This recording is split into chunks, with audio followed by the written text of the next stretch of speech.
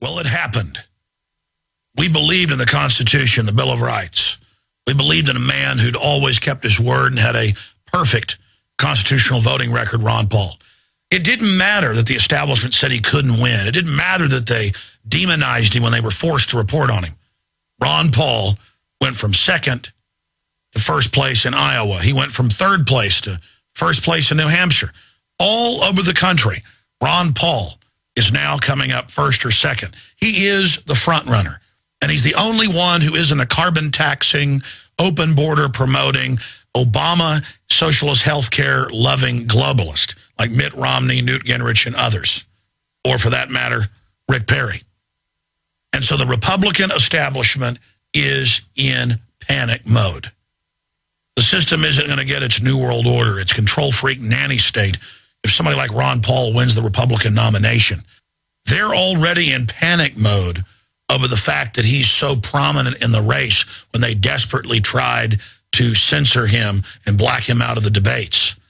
People are talking about liberty. They're talking about freedom. They're talking about not giving tens of trillions in corporate bailouts to offshore globalist banks. Ron Paul is helping to bring sanity back to this country. He's saying torturing people is wrong, that the CIA being caught bringing drugs into this country is wrong. And he's being called a kook, a nut, a lunatic by an establishment that is out of bullets, that is losing all of its credibility, that people aren't listening to anymore. The system noted that they pulled out all the stops on the Republican and Democratic system from both sides to attack Rand Paul in Kentucky last year, and that only backfired on them because the system is so discredited. So now they're really resorting to a new level of dirty tricks. We demanded that Ron Paul run for office. We made the point that even if you lose, we win because you inject real issues. We demanded that Ron Paul run because resistance is victory. Even if he doesn't win the nomination or win the presidency, we're in the game. We're pointing out real issues that shows that we have a two-party dictatorship in this country. And now that Ron Paul's in there, we've got to defend him. We've got to stand with him. The traitorous sellout Republican Party that's in league with the Democratic traitors is desperate. They're in panic mode. And so they're taking an old trick but adding something new to it. They're saying if Iowans vote for Ron Paul, they're basically wasting their vote. But more than that, they are discrediting Iowa, and that if Ron Paul wins Iowa, that Ron Paul discredits the caucus system itself and how presidential nominees are picked. Now, Ron Paul's not doing that. Ron Paul's supporters, who are the voters in the caucus, they're not the people that are doing that. It's the governor attacking the electoral process. It's the governor bringing into question the election system. It's the governor assaulting the voters, but they spin it that it's Ron Paul. You know, if Ron Paul standing for election happens to win, he discredits Iowa, so don't waste your vote on him.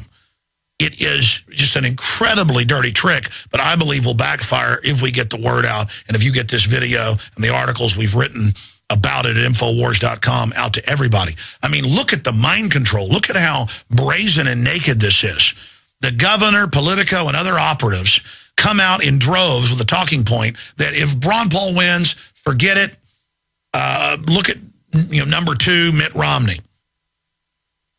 And that Ron Paul's discrediting the process when they're the ones trying to discredit the process and telling voters what they believe in and what they stand for isn't valuable. They've already told you how to think, saying you can't vote for Ron Paul, he won't win. Now they say if he wins, it's a loss for Iowa and that they'll be discredited and the Iowa caucus won't be the important kickoff of the election it's been for many decades. That is mind control. That's them saying, hey, you're trendy. You're into whatever we tell you. So do what you're told and shut up and vote for Mr. Carbon Taxes, Mr. Abortion, Mr. Open Borders, Mr. Author of Obamacare, Mitt Romney. Or if you don't like him, go for Mr. Same as Romney, Newt Gingrich. You can't have Ron Paul. The corrupt establishment that's taken this country over is freaking out and really showing their hand right now and showing that they think if they tell you that our state will be embarrassed if you do this, that you're so weak-minded that you'll go along with that. I want everybody to get this special news report from InfoWars Nightly News that I'm breaking down right now and get it out to everybody you know because they are scared of him. I mean, here's one of the headlines out of Politico. Will Ron Paul kill the caucuses? And it goes on to say that he's a threat to the state's cherished kickoff status. And if he wins, they're discredited. They think you're a bunch of mindless people who just do whatever you think is popular. It's all of this peer pressure-driven, advertisement-based bull that has taken us from the most wealthy and most respected country in the world to one of the most indebted and universally reviled and hated because we've allowed criminals to take over our system, because we sit there and let the men in the nice suits tell us how to vote. It is incredible. So get these articles and this video out to everyone you know and point out the arrogance and hubris of the Republican Party that is so scared of Ron Paul. As I told Politico and other publications when Rand Paul was running, I said, don't you get it? The more you demonize him, the more dirt you try to dig up, the more crap you make up, the higher his poll numbers go. And they're doing the same thing with Ron Paul.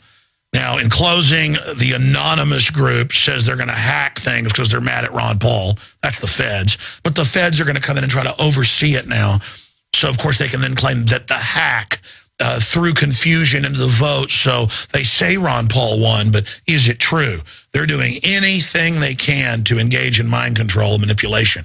But if you're aware of it, and if you understand the type of staged events they pull off, their power over all of us is broken.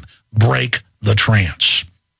Now, continuing with tonight's news report, I want to get into the nanny state because just today I saw this stack of articles in front of me.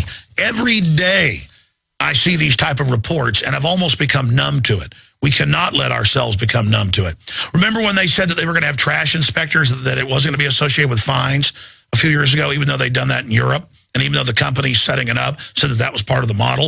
Look at this headline out of MyFox. Public Works defends fine for not recycling cat litter, $2,000 fine. And what are they doing? They're digging through your trash. Continuing, here is another one.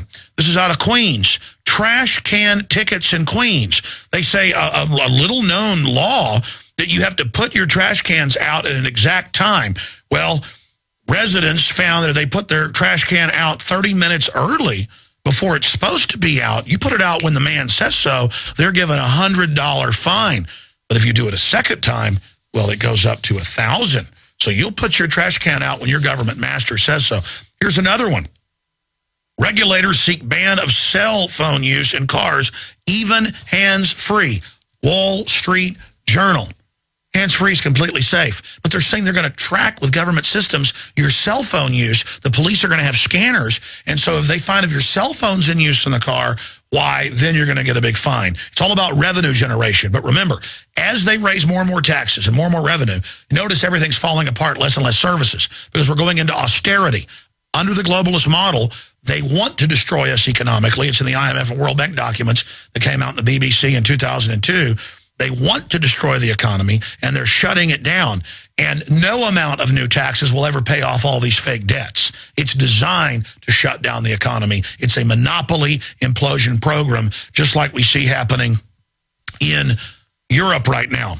Now, finally, I have this article that a listener mailed us, and you can look at it online and pull it up as well from the Boston newspapers. Lynn woman charged over feeding ducks at park. AP reports an 80-year-old Lynn woman was criminally charged Wednesday because she refuses to stop feeding flocks of ducks and geese that officials, not servants, but officials, say are littering a pond and park with waste.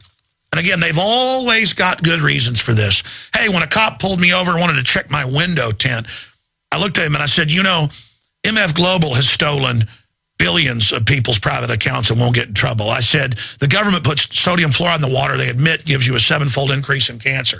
I said, the government's getting rid of laws so they can put military on the streets. There's all these huge crimes, but all you're allowed to do is run around and raise revenue.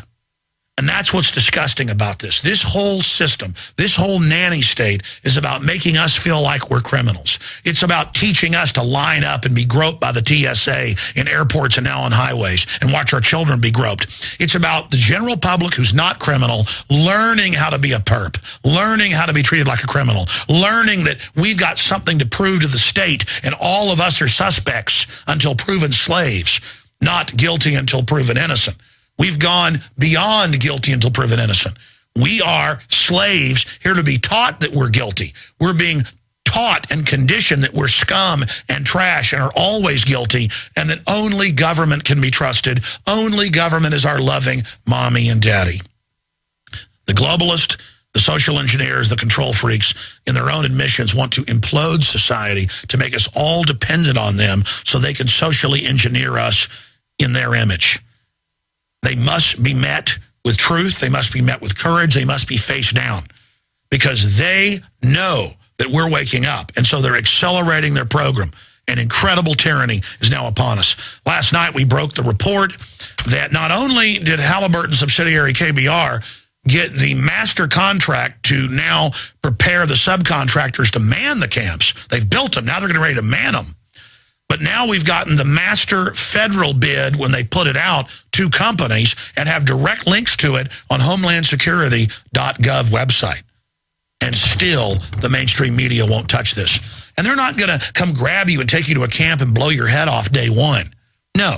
They're going to sell the camps. We know this from the Model States Health Emergency Powers Act, the Emergency Centers Establishment Act, that it's going to be for the collapse for poor people. And then there'll be security problems, and there'll be brigs where the bad people go. That's in all these documents, and they've built them all over the country. People say, why would they want to wreck the economy? Don't they want to make money? The elites issue the money. They control unlimited money through Ponzi schemes, but they've got to have tyranny in place to make sure you accept their fraud. That's like asking, why did Kim Jong-il of North Korea, not care about millions of his people starving every few years? It was a form of domination. The sickos that run that country enjoy what they're doing. To people like Hitler and Stalin and Mao, death and destruction is enjoyable because it presses on the nerve of power. They get off on it. And it's only when good people do nothing that these evil people can get away with it. You know the old famous founding father Thomas Jefferson quote, evil men and tyrants flourish when good men and women do nothing. So if you want to know the problem, if you want to know why this is all happening, it's because we left the door open. We let the vampires in. Look in the mirror, it's our fault. Sure, psychopaths, control freaks, they're horrible. They are, at the end of the day, the enemy. But we, the people, by leaving the door open. I mean, if I left the door open where I live, raccoons will raid my house. It's happened to my parents. That's what raccoons do. You leave your doors open to tyranny, it's going to take over. It's our fault for letting them get rid of the Bill of Rights and Constitution, letting them, by a successive approximation, train us to be slaves. I'm Alex Jones reporting from the front lines of the info war. Let's turn this nanny police state around. Let's let these people know that we're not their prisoners. Let's let the criminals know that they're not going to turn our whole country into a giant insane asylum, which they control for their own psychotic and sadistic pleasure. And let's defend Ron Paul.